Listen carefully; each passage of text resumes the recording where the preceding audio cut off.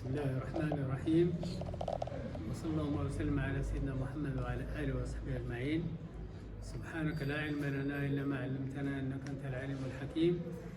أشهد أن لا إله إلا الله وحده لا شريك له وأشهد أن محمدا عبده ورسوله. اللهم صل على سيدنا محمد، صل عليه في الأولين، صل عليه في الآخرين، صل عليه في الملأ الأعلى إلى يوم الدين، وبارك عليه وعلى آله وأصحابه أجمعين. من الكرام، السلام عليكم ورحمة الله وبركاته. حي على الفلاح.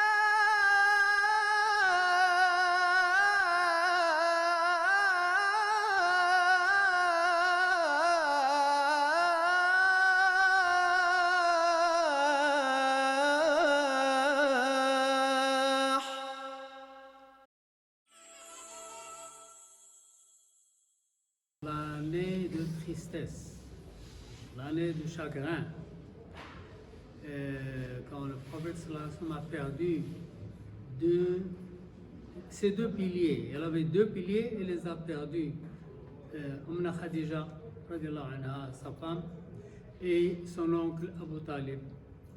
Il les a perdus dans une seule année. C'est l'année 10 de la révélation. Et à la perte de ces deux piliers, les gens de Quraysh ont doublé la torture et les menaces et les tortures pour tous les musulmans. Alors le prophète sallallahu alayhi wa sallam a décidé de quitter Mecca, de voir quelques tribus. Peut-être trouve-t-il des gens sensibles et des gens raisonnables qui peuvent le suivre. Mais il est allé à Taïf, mais les gens de Taïf étaient plus féroces et plus insolents que les gens de Quraysh. Pendant le chemin, pas loin de Mecca, c'était la nuit, il a commencé à prier, à réciter le Coran, et 7 rois du djinn étaient en voyage, ils ont écouté le Coran, ils sont arrêtés, et finalement ils sont devenus musulmans, et ils ont promis le prophète sallallahu alayhi wa sallam d'aller chez eux et de revenir avec leur peuple. 7 rois, c'est-à-dire 7 peuples qui vont arriver, voilà, et sont convertis en islam. Et ça, c'est un soulagement pour le prophète sallallahu alayhi wa sallam. Allah dit au prophète sallallahu alayhi wa sallam, si les gens de la terre, les humains, ont refusé de te suivre, voilà les djinns qui vont te suivre. Et le prophète sallallahu alayhi wa sallam était très content. Alors, quand Dhul Hijjah arrive, les gens venaient pour le pèlerinage, alors le prophète sallallahu alayhi wa sallam commence à parler aux gens, aux pèlerins qui venaient d'autres tribus, commence à les inviter en islam. Alors, ces gens-là sont devenus musulmans.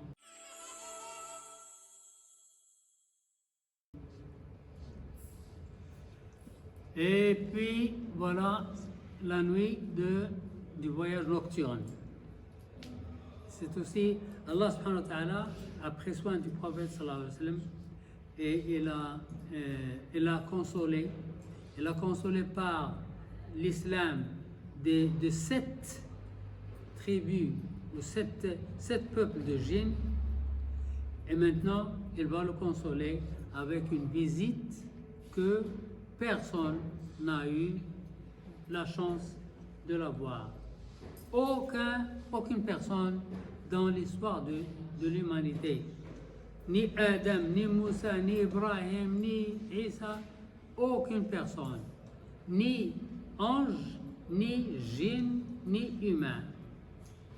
Il était chez lui, endormi, et voilà Jibril qui arrive et qui le réveille du sommeil. Il lui dit, réveille-toi, viens avec moi. Ils sont sortis de chez lui, ils sont allés à Bayt al-Haram, à côté de Kaaba. Là, il y avait Mikaïl. Donc c'était 2 anges qui sont venus, c'est Jibril et Mikaïl. Jibril et Mikaël sont descendus, ils ont ouvert la poitrine du prophète sallallahu alayhi wa sallam, et Jibril a pris le cœur, il l'a lavé avec l'eau de Zamzam, et puis il l'a lavé, et puis il l'a remis à la place. Maintenant, c'est la deuxième fois. Donc, le prophète sallallahu alayhi wa sallam a reçu 2 fois le lavage du cœur, 2 fois dans sa vie. Quand il avait 2 ans et quelques, et maintenant il avait 50 ans. C'est la première chose.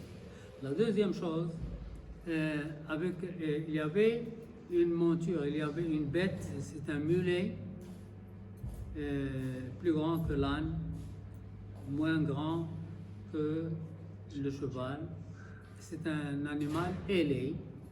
Et cet animal, c'est la monture des gens du paradis. Les gens du paradis voyagent à travers cet animal qu'on appelle le Buraq. Le Buraq est dérivé de l'Barq. Le Barq, c'est l'éclair. C'est-à-dire, cet animal voyage à la vitesse de la lumière. La vitesse de la lumière. La vitesse de la lumière, c'est-à-dire combien de kilomètres à la seconde? 300 000 kilomètres à la seconde. La vitesse de la lumière est 300 000 kilomètres à la seconde. C'est-à-dire, dans un clin d'œil, vous vous trouvez là où vous êtes. Donc, le prophète sallallahu alayhi wa sallam a monté cet animal et ils sont allés de Mecca, c'est la nuit, au milieu de la nuit, après l'Isha, de Mecca à Al-Quds, à Jérusalem, Palestine.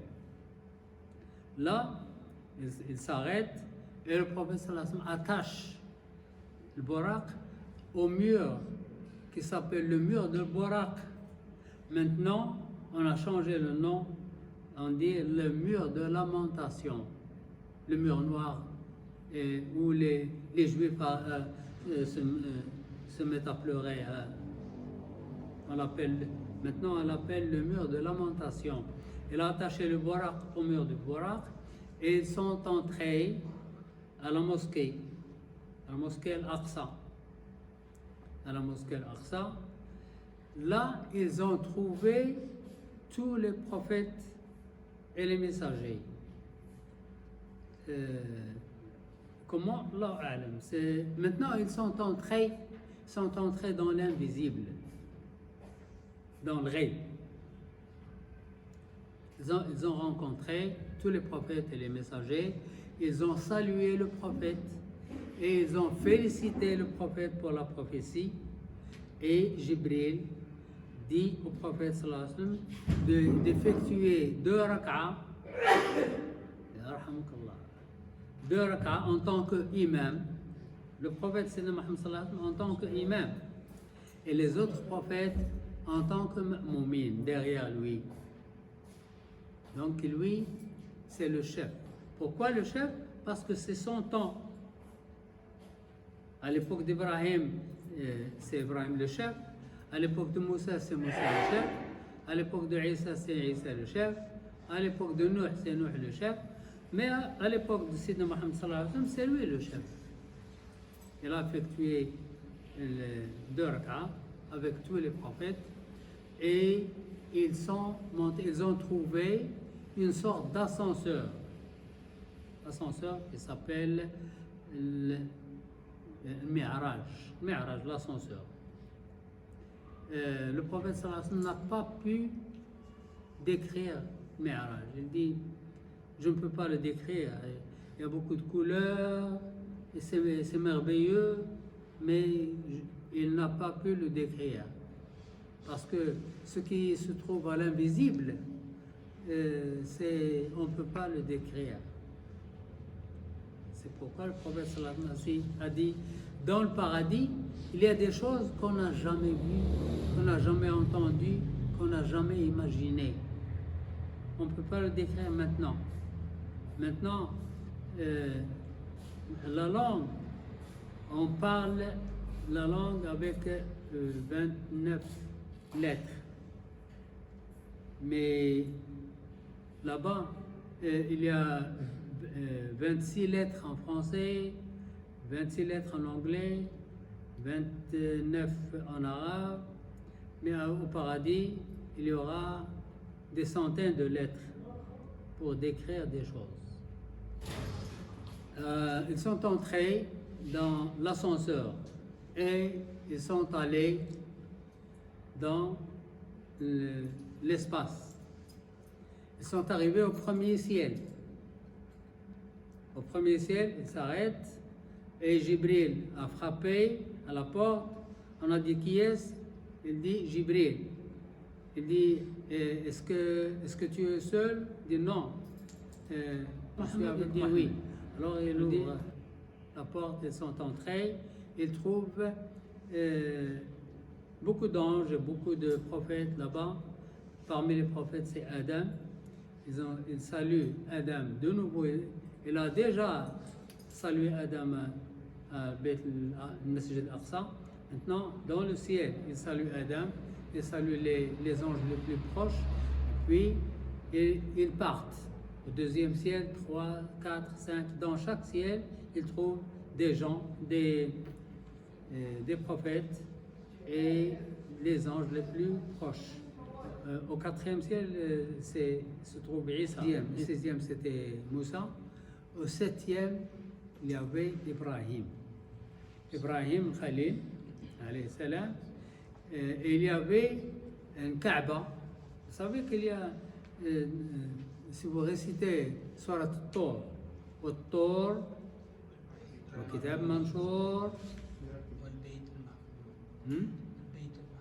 oui, le Bayt al-Ma'mour. Le Bayt al-Ma'mour. Le Bayt al-Ma'mour, c'est un Kaaba au septième ciel. Septième ciel. Alors Ibrahim est assis, son dos contre le mur de Kaaba, de Bayt al-Ma'mour, et il était en train d'enseigner le Coran, le Karim, aux enfants des musulmans. Les enfants qui sont morts sont assis devant lui, et lui, il enseigne le Coran aux enfants. Alors, le prophète sallallahu alayhi wa sallam avec Jibril, ils ont visité les 7 cieux. Et puis, ils ont dépassé les cieux, les 7 cieux. Ils sont sortis. Les cieux, c'est le monde ci-bas. Maintenant, ils sortent de l'univers. Au-delà de l'univers, ils sont allés à un arbre dans l'invisible, dans le rêve, dans l'invisible, qui s'appelle l'arbre de jujubier ou Sidrat al-Muntaha. Sidrat al-Muntaha, c'est-à-dire le terminus de tous les anges. Aucun ange ne dépasse cet arbre. À partir de cet arbre commence le paradis. عندها سدرة المنتهى عندها جنة المأوى. Donc ils ont visité le paradis, Jibril et le prophète sallallahu alayhi wa sallam, ils ont visité le paradis, ils ont vu ce que Allah subhanahu wa ta'ala a préparé pour les gens, puis ils ont visité l'enfer pour voir ce que Allah subhanahu wa ta'ala a préparé pour les infidèles. Et puis, ils sont retournés à l'arbre. Quand ils sont retournés à l'arbre, ils ont entendu une voix qui dit « Oh Mohammed, approche ». Et après la main de Jibril, il dit « Allons-y ». Jibril dit « Non ». Chacun de nous a une limite. Voilà ma limite. Je ne peux pas dépasser ici. Toi, tu peux aller. Toi, tu peux aller, moi je ne peux pas, va-t'en. Alors, le prophète sallallahu alayhi wa sallam marche, il traverse les rideaux de lumière, et il marche jusqu'à un endroit où il entend la plume qui écrit. la plume qui écrit. Il s'arrête. Et il a vu des choses extraordinaires. Il ne pouvait pas les décrire. Des choses extraordinaires. Allah subhanahu wa ta'ala dit لَقَدْ رَأَى مِنْ آيَاتِ رَبِّهِ الْكُبْرَى. Il a vu des merveilles extraordinaires. Il ne les a pas décrites. Des merveilles. Et puis, Allah subhanahu wa ta'ala l'a rendu capable de parler. Il commence à parler. Il dit At-tahiyyatu lillah, Az-zakiyatu lillah. C'est un salut. Il salue Allah. Salut à Allah. Tahiyyatu lillah, Az-zakiyatu lillah, Tayyibat, Salawatu lillah. Allah répond. Il dit Assalamu alayka ayyuha an-nabi wa rahmatullah wa barakatuh. Le prophète répond Assalamu alayna. Qui alayna? Salut sur nous. Qui nous? Les prophètes et les gens fidèles. Mu'minin.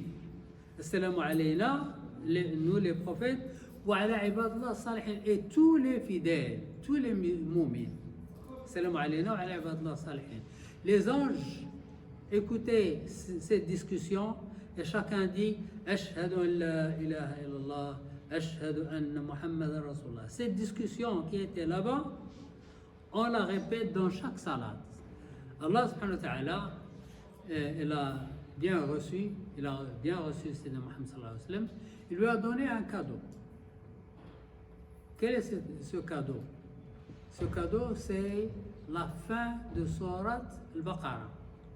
ربنا لا تؤاخذنا إن نسينا واخطأنا ربنا ولا تحمل علينا إصرا كما حملته على الذين من قبلنا ربنا ولا تحملنا ما لا طاقة لنا به واعف عنا واغفر لنا وارحمنا. Et puis, il a donné, ça c'est le premier cadeau pour l'Ummah. Le deuxième cadeau, c'est la salat. Ne pensez pas que la salat est un fardeau. Ne pensez pas que la salat est une punition. La salat, c'est une carte blanche. Et la personne qui a une carte blanche se contente, heureux. C'est un honneur d'avoir cette carte. Alors la salat, c'est une carte blanche pour entrer chez Allah sans... Et même si vous avez la carte blanche pour ce roi, une fois vous trouvez le roi en réunion, une fois vous le trouvez endormi, qui dort, et une fois vous trouvez en voyage, etc., etc. Mais Allah, il n'est jamais en réunion, jamais endormi, jamais en voyage, jamais absent, jamais. Dès que vous voulez le contacter, vous le contactez. Il suffit de faire les ablutions, ou si vous ne pouvez pas faire les ablutions, de faire les ablutions sèches, thermo. Et vous entrez direct et vous le parlez directement. C'est un cadeau, c'est un grand cadeau. Et il a quitté Allah, il est revenu au 6e ciel, il a rencontré Moussa. Et Moussa dit, qu'est-ce que Allah t'a donné? Il lui a donné, il dit, il m'a donné ceci et cela. Elle dit, ah non, 50 salas c'est beaucoup. Ta Ummah ne peut pas effectuer 50 salas.